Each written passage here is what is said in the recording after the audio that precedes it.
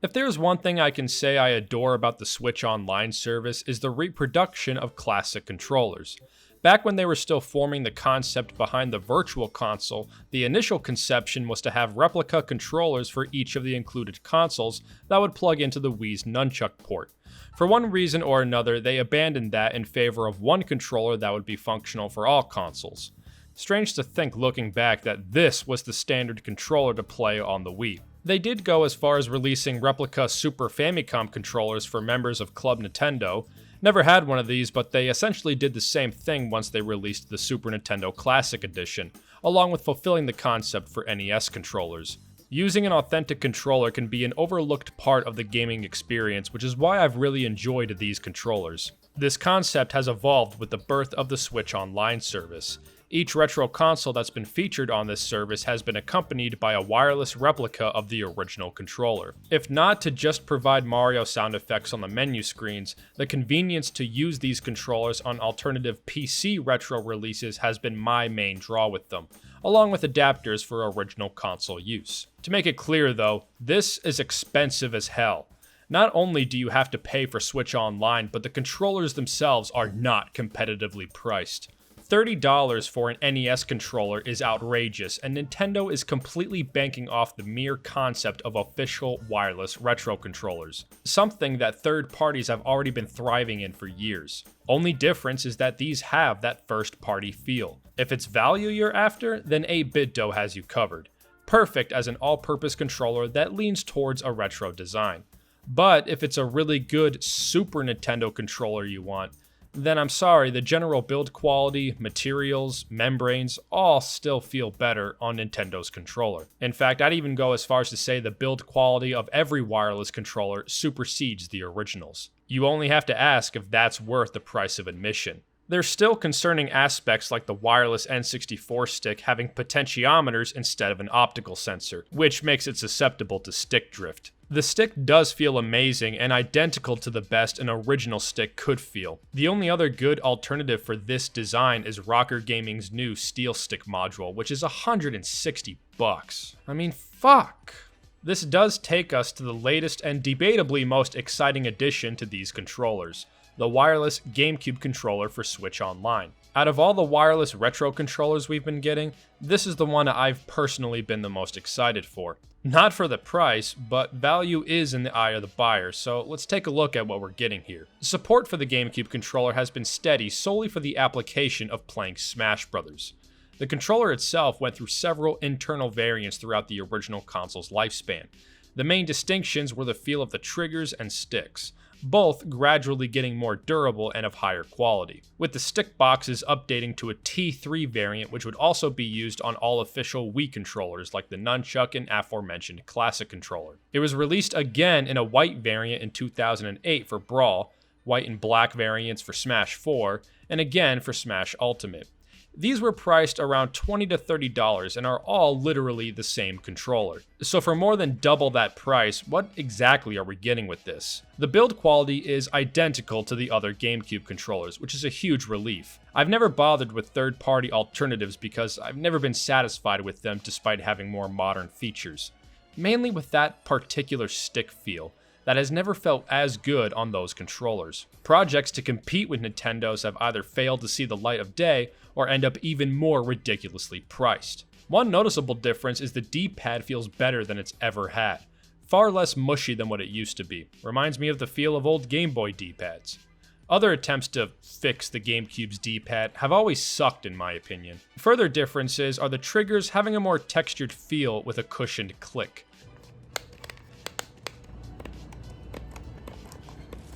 And the Z button being louder with a shorter press. Otherwise, the buttons and sticks are on point, which was never in doubt. Unlike the Wavebird, this controller still has rumble, and I'm happy it's a... The problem for most is what this controller doesn't have.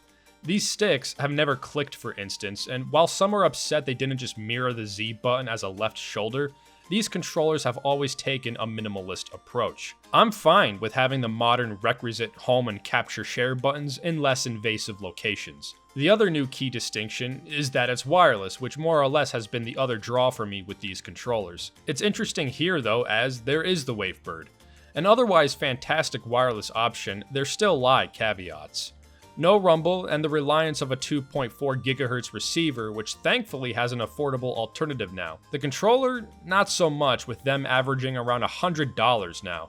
Can't bring myself to recommend it. There's the 8-bit Dome mod kit, which they've made for other controllers. Even as a Wavebird alternative, it's still going to cost around $60 for the kit, a receiver, and the controller itself. Both still use Bluetooth, which I understand is not as responsive as 2.4 GHz, but otherwise more flexible in today's environment. That said, you can't do much with this controller right now. It's not compatible on Switch 1, which really sucks, and PC support is still in active development as of the writing of this script. Using this controller for Dolphin and upcoming PC ports is kinda the dream right now. Support for the Blue Retro receivers is also in development. So really, all we got right now is the Switch 2, so let's see. The controller is recognized as its own distinguished device, and it will add Mario sounds to the GameCube app. As a controller to use for the app, it's great, but hardly much better than if you just used the USB adapter, which thankfully works as intended. Other games that specifically recognize the adapter behave the same way with the wireless controller, so you'll still get analog functions in 3D All-Stars, for example. Unfortunately, the thing that kills all potential for this controller at the moment is the fact you can't remap the button layout. You can within the GameCube app, but not the system-wide remapper. This has always applied to the original USB adapter, as well as the other Switch Online controllers, which, like, why the fuck not? Making certain GameCube games like Metroid Prime impossible to play from arranged layouts and the lack of a minus button on the controller. Other titles vary depending on their default layouts, so success varies. Resident Evil is fine, and Thousand Year Door seems to be alright. But good luck playing on other games with this controller because it's most likely going to be clunky as hell. All it would take is button remapping to alleviate this, but it's not possible. It's so weird because, of all things, they put a gyroscope in this controller.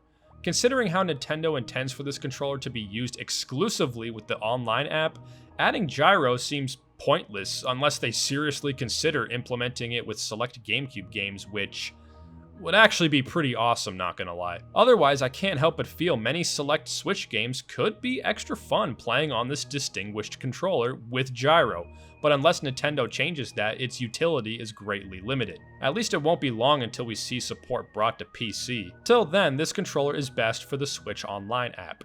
So how is the Switch Online app? I do like how you can keep the GameCube intro by holding the stick down during boot. It's a little thing that I always keep enabled when playing on other emulators. While the initial lineup is strong, it's still only 3 games, and I don't know about you, but I'm tired of this drip feed system. Ever since moving from Wii Virtual Console to Wii U, it's hard to get excited to play my favorite games on the newer service when I still have to wait another 3 years for those games to get added. At least Nintendo finally caught back up with the Wii U by having button remapping options for all the different consoles now. Wait, actually no, it's only N64 and GameCube. Guess it doesn't hurt the other apps as much, but still, what the fuck? This mostly benefits N64 games, which infamously had a terrible default control scheme. They also finally added a CRT filter to N64 games, but only on the Switch 2 for some reason. I mean, it's not a particularly good CRT filter, but along with HDR support, it can make the ugly texture filtering less jarring. It just doesn't make sense to keep this as a Switch 2 exclusive. Switch 1 users are still paying the same $50 to play N64 games, so they should still have access to the same features. What were they thinking? GameCube games are now rendered at 900p, which is certainly going to look cleaner than original hardware, but it's not something you can't already get, plus much more on Dolphin. The only other video option is the requisite CRT filter. I've never thought of the online functionality to be an enticing feature due to only hearing of how bad it is, and I can't test it since all of my other friends bought Steam Decks instead. I'm glad widescreen is a seamless toggle for games that support it, but by now they should really allow you to disable the goddamn border. While it's nice to have save states, can I just say how annoying it is having to create one every single time you exit back to the game selection screen? Every prior system has had a quick resume feature which made toggling settings more seamless. Maybe no one else is bothered by this, but to me it's a glaring oversight. Beyond all of that, the main concern with Nintendo's GameCube emulation is that the input lag is horrendous. Wind Waker especially was noticeable right at the start. This has been a problem since Sunshine on 3D All-Stars, and the fact that it hasn't gotten better is a real concern. High FPS games like F-Zero may not feel as bad, but the fact remains that latency is still far better on Dolphin. If Nintendo wants this to be a passable way to play GameCube games, I don't think it's too much to ask for input lag to remain minimal. There also appears to be stick sensitivity issues, which I've noticed since Sunshine. As it stands now, I'm sorry, but I don't see myself touching this for the time being. Should the latency be fixed in the future, I'd like to see more to make this a definitive GameCube experience. GBA functionality for the games that support it would go a long way, and possible gyro support would be even sexier. Otherwise, it's going to take a while until the library flourishes. But seeing titles like Fire Emblem is certainly promising. It feels about time that many of the rarer and more expensive GameCube games get some attention. Fans should keep expectations in check because I guarantee you're not going to see Melee. I just hope current GameCube re-releases don't prevent them from being added to the service. And vice versa, I hope games that may be added don't keep potential remasters or remakes from happening. Currently, I'd give the GameCube Online service 6 out of 10 Tingle Tuners. I'm happy like everyone else to finally see support for GCN's library, but this is still Switch Online, which remains nowhere near close to the versatility of Dolphin. If you have no other means to play GameCube games, then I guess it's alright, but the input lag is still a major concern. If you have any other, and I mean any, other way to play GameCube, you're probably better sticking with that. I'm still waiting for my damn flippy drive to come in the mail since I'm too scared to fix my busted optical drive. The controller, I'll give an 8 out of 10 with a point lost from the price and the other for its limited use case at the moment. Frankly, without being able to remap the buttons, I'd render it completely useless on Switch 2. A wired controller with the USB adapter works just as well and doesn't require a $50 entrance fee for the privilege to buy it. But with more PC support, I'll say this controller may actually be worth a damn. Gyro already would make it the best Harkinian controller, and the additional buttons greatly expand functionality for modern titles that don't use stick clicks. I'd still call it the best wireless GameCube controller, but I can't recommend it until it becomes more applicable. Just need to be able to remap the buttons. That about covers it for me today, so all I have left to say is thank you for watching.